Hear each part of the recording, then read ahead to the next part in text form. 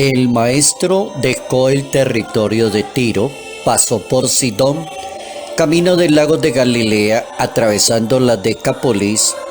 Le presentaron un sordo que además podía hablar y le piden que le imponga las manos. Él, apartándolo de la gente, le colocó los dedos en los oídos y con la saliva le tocó la lengua.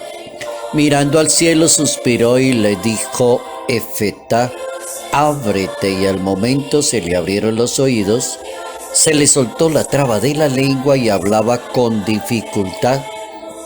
Evangelio según San Marcos, capítulo 7, versos 31 al 37. Dios propone un plan de salvación para la humanidad.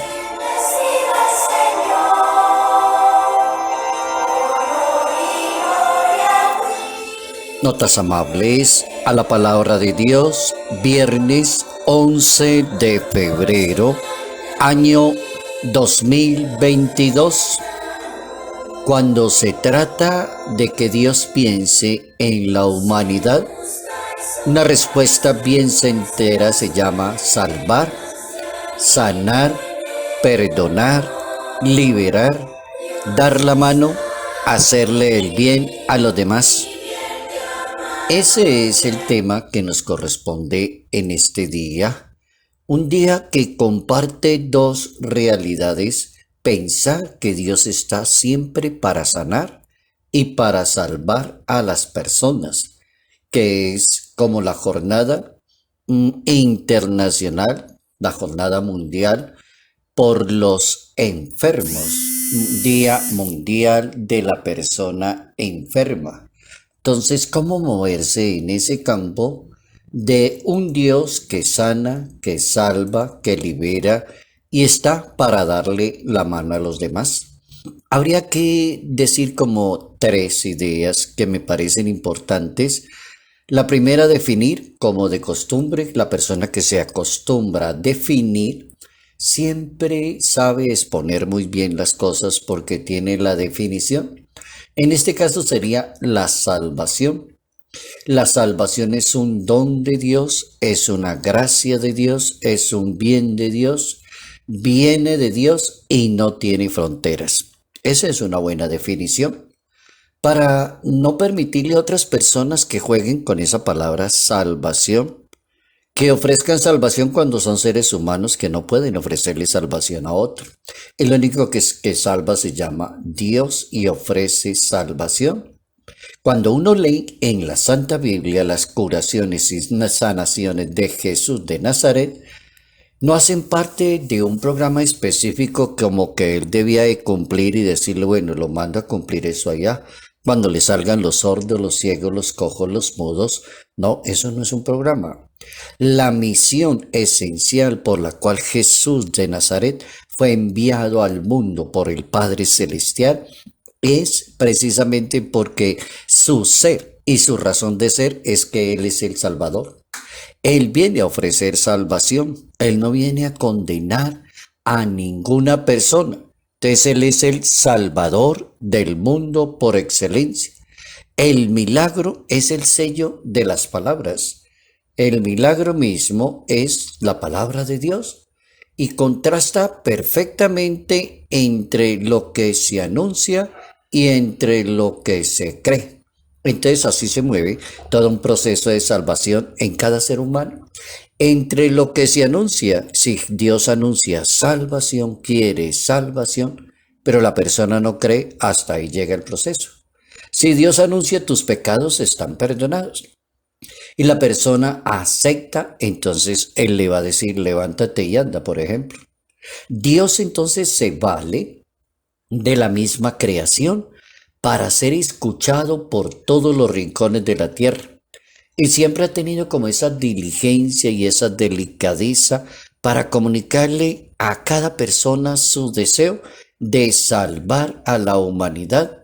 Y siempre ha guardado un orden en ese proceso de la salvación.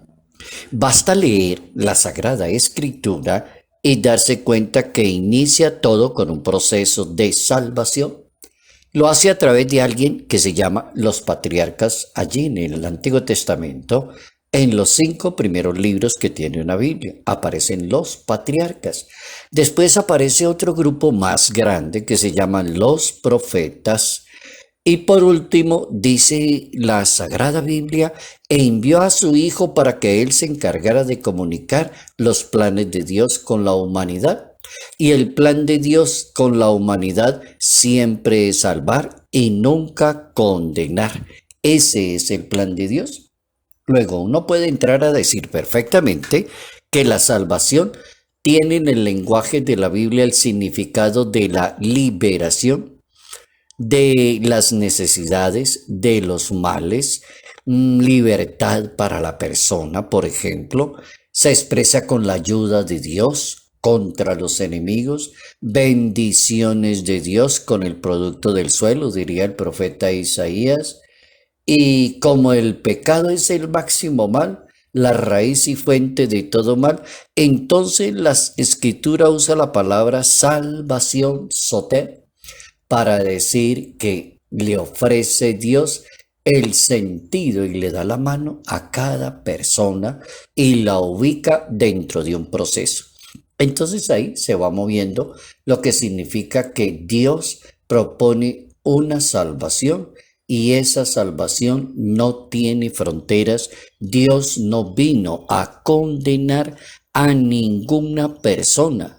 Tomó esta persona, la apartó de la gente, le colocó los dedos en los oídos y con la saliva le tocó la lengua y le dijo, ábrete, y al momento la persona volvió a escuchar. Eso significa salvación.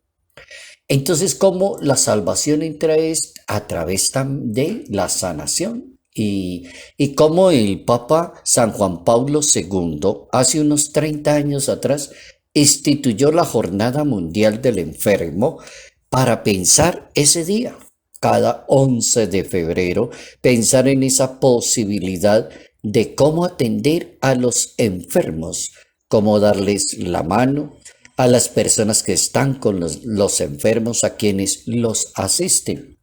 Y desde hace 30 años el Papa ha dado su mensaje y luego pues lo hizo el Santo Padre Benedicto XVI.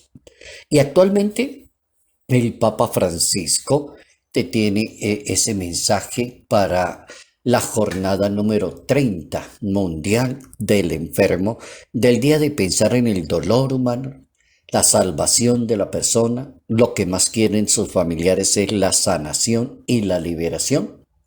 Para este año hay que pensar cómo ayudarle a los demás con una frase del Evangelio de San Lucas capítulo 6, verso 36. Sean misericordiosos como el Padre es misericordioso. Estar al lado de los que sufren en un camino de caridad, diría el Papa Francisco. Y el mensaje para él es aprender eso de Dios, aprender a ser misericordioso con las personas que están enfermas y están esperando su salvación, su sanación, con las personas limitadas, con las personas que las han llamado a decirles tienes una enfermedad terminal, padeces un cáncer, tienes que ponerte en gracia de Dios. Sean misericordiosos como el Padre es misericordioso, y esa es la actitud y viene de Jesús de Nazaret. El primer ejemplo para poder ser misericordioso y encontrar un modelo se llama Jesús de Nazaret. Jesús es misericordia del Padre y el testigo supremo del amor misericordioso del Padre a los enfermos es su Hijo Jesús. Entonces, ¿cómo es de importante aprender eso que hay que estar allí como acompañando al enfermo desde la misericordia y la bondad humana? El dolor aísla completamente y es desde ahí del que surge la llamada de Dios. Hay que tener misericordia con las demás personas. Misericordia significa presencia, cercanía, estar en comunión, estar pendiente y no darle la responsabilidad a otra persona, sino asumirla. Qué bueno, hemos aprendido hoy algo bien importante dentro del plan de salvación que ofrece Dios desde la primera página de una Biblia hasta la última. Dios propone una salvación y esa salvación es universal. Salud, paz y bendición. Bendición en el nombre del Padre, del Hijo y del Espíritu Santo. Padre Jairo Yate Ramírez, Arquidiócesis de Ibagué.